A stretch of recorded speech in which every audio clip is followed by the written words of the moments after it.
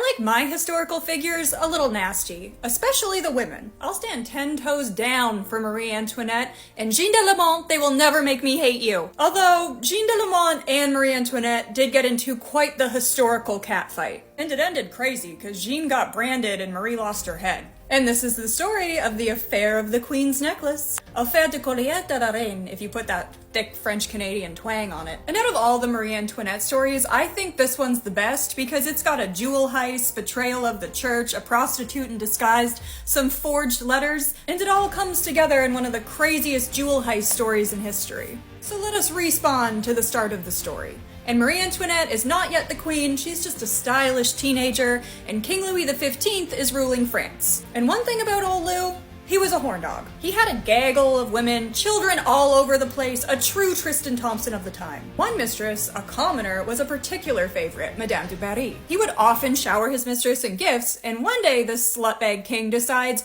I know what I'm gonna do. I am going to commission the nicest necklace of money can buy, and I'm going to give it to my beloved mistress. And he sets out to find the jewelers that will commission this elaborate necklace, and this necklace is nicer than anything even owned by the queen, his wife / the mother of his 10 children. And the jewelers were like, perfect, leave it to me, the king's gonna ball out, we're gonna do our thing, and we're gonna be eating good from this necklace. And these diamonds are extremely hard to source because they don't have the internet, so it takes years and years and tons of money, huge loans in order to source all the diamonds to make the necklace. But unfortunately for, I guess, everyone, the streets would catch up with King Louis and he would contract smallpox and die before the jewelry could be finished. And after the passing of the king, his grandson, King Louis XVI, and his wife, Marie Antoinette, would inherit the French throne, and they would throw his mistress, Madame de Berry's ass, the fuck out of the palace. Which meant now there's no one to purchase this beautiful necklace that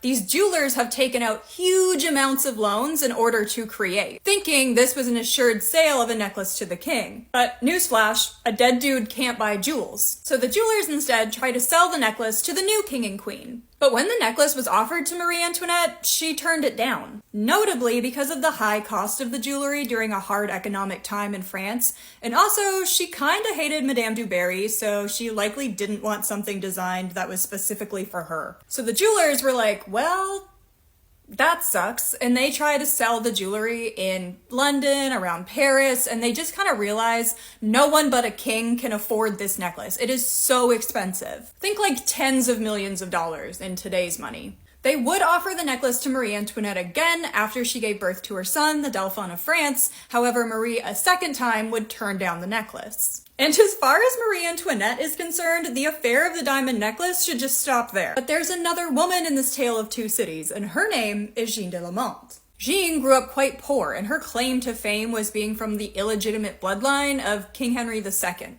Her parents would push to have their royal blood recognized in order to get more access for their children to things like a higher education, access to a higher society, and a little bit of money from the crown. Jeanne was sent to boarding school where she was expected to graduate and become a nun. But Jeanne wanted to have a brat summer. She decided she wasn't going to do the nun life at all. She was going to party, she was going to hook up with some hotties, and she was going to get herself quite the reputation. She ends up pregnant and marries her military husband just a few weeks before giving birth to twin boys. But screaming twin babies is a hell of a honeymoon, so they run into problems pretty quickly. Specifically with a lack of money in a crippling economy. So Jeanne decides she's going to try to arrange a meeting with Queen Marie Antoinette in order to ask for an increase in the money she's given by the palace. You know, because she's a bastard in the bloodline from generations ago. But Marie hates the poors, and she's heard nothing but nasty things about Jeanne, so she declines the meeting. So Jeanne starts hustling. She decides, if you're not going to open the palace gates for me, I'm going to crawl through a metaphorical window. And she starts to fabricate a relationship with the queen that's all in her head. She would tell people she was a friend of Marie Antoinette and that they spoke often, and she would go as far as to hide inside certain doorways so that when people of the court would walk by, she would walk out and it would seem like she had just come from speaking with the queen.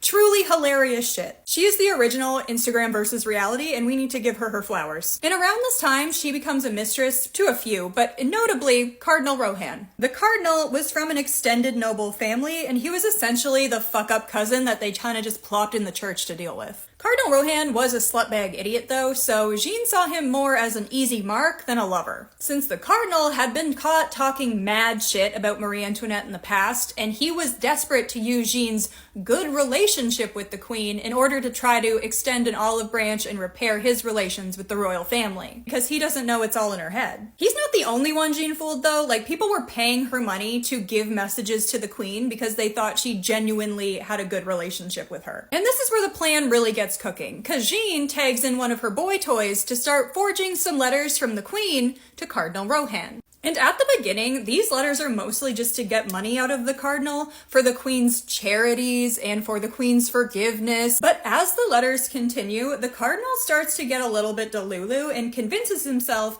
that the Queen has really warmed up to him, and she's gone from hating his guts to being really sweet on him. Which of course Marie Antoinette has not warmed up to him because she has no idea this shit is going on.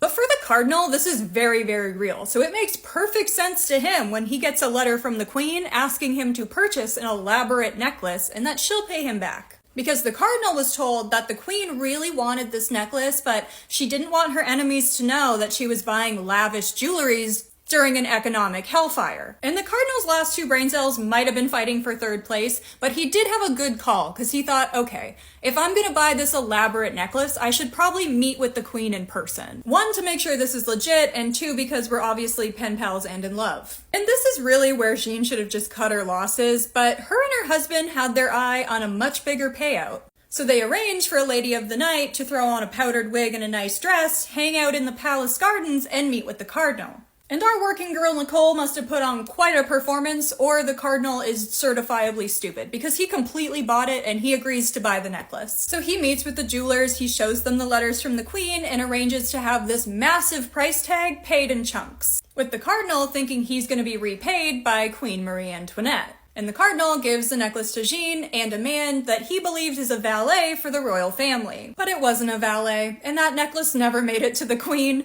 Instead, it was dismembered and sold for parts all over the major cities. But when that first payment comes due and shit hits the fan, this whole scheme falls apart. Marie Antoinette is pissed, the Cardinal's arrested, and Jean just has enough time to destroy some evidence before she's also arrested. The Cardinal also destroyed evidence, and the Pope really capped for him, but everyone just ignored the Pope in this situation. And the Cardinal ends up being found innocent but stupid, because the letters he was believing were so obviously fraudulent that they were like, this guy is a big-time idiot. No way he masterminded anything. Our fake Marie and the forger were also arrested, as well as Jean's husband. Jean de Lamont would be found guilty for her crimes and branded like a cow. Her husband was also found guilty for, selling all those jewels, so his punishment was forced labor. And despite Marie being cleared of the crime, because of how much the public disliked her, and how well known it was that Marie did not like Cardinal Rohan, a lot of people did not believe that she wasn't involved. Instead, believing that him being found innocent and them saying he was tricked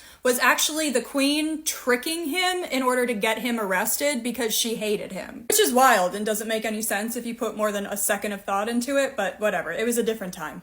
People are mad and tensions are high, and so accelerates the French Revolution. Thank you for watching. Please follow me, and just so you know, I do have some new accounts on these apps. If you want to follow me there, I would love to have you. And if you want to know more about what happened with Marie Antoinette, make sure you watch the playlist. I'll see you in the next one for Joan of Arc.